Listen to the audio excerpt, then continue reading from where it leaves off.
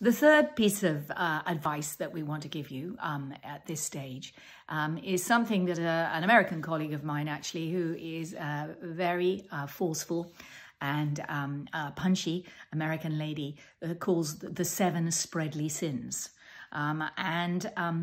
We, of course, being Brits, perhaps find it a bit challenging to think about it like that. But what we've been able to do, and Matt's been able to do, is put together a set of slides just to remind you that there are things that you should do. So perhaps the 7 spreadly champion approaches rather than the sins. So we've kind of reversed it. So it's kind of positive rather than just don't do this. So the first is about successful sharing. Don't just do one big pilot and then expect people to pick it up and say, oh yeah, we can do that. In fact, the whole design of this collaborative has been because we know that doesn't work. People are resentful. They say there is different to us. We don't have patients like that. We don't have a building like that, and so on and so on. So sharing the real life challenges of making an improvement is actually the most important thing to do. Don't just do one big pilot and expect to get away with it. Another thing to think about is, don't just give one person the responsibility of making it happen, either in the ward or in perhaps a new location, a clinic in another partner trust, for example, when you've sorted it out on your own. Everywhere is different, and everybody feels that everywhere is different, and their place where they work and the people that they work with is always going to have some specific differences and challenges that didn't exist in the place where this thing was successful. And that's always true. And in some people's minds, it's incredibly true and is a good reason not to accept somebody else's fantastic innovation.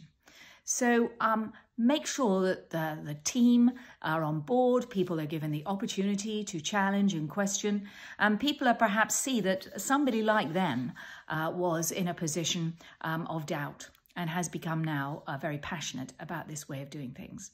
That's the way to get people interested first and then active second. Another thing to think about is sustaining the gains with infrastructure changes. So a lot of you have already done this. In fact, sometimes it's quite an easy thing to do first. Is that if you're asking people to organize a clinic arrangement differently, for example, enable kids to download in the clinic because they're apprehensive about doing it at home, then reorganize the clinic. So it's a visual prompt to both your staff, yourselves, and the people attending clinic that this is possible. Now, of course, we're challenged at the moment because not everybody is coming to clinic. But I'm just thinking of some of the conversations we've all had online about video calls, perhaps, or telephone calls, and thinking of ways in which you can gain some of the background information that you might want in that environment. And discussing that with your teams, and then just thinking about, can you show me when we call what your breakfast looked like this morning? Can you make a drawing of it? Something that helps people engage differently in what you're doing, both visually as well as in what they're hearing and what you're asking them to do.